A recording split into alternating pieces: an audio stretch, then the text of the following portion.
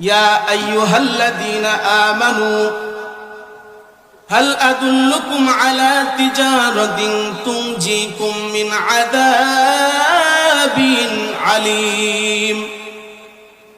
তোমাদেরকে কি আমি এমন এক ব্যবসায়ের কথা বলবো না? তার মানে আল্লাহ তাআলা বুঝাইতে চাইলেন অবশ্যই তোমাদেরকে এমন এক ব্যবসায়ের কথা বলবো যা থেকে তোমরা যন্ত্রণাদায়ক শাস্তি থেকে রক্ষা পাবে। পড়ি সুবহানাল্লাহ। তুমিনুনা বিল্লাহি ওয়া রাসূলিহি ওয়া তুজাহিদুনা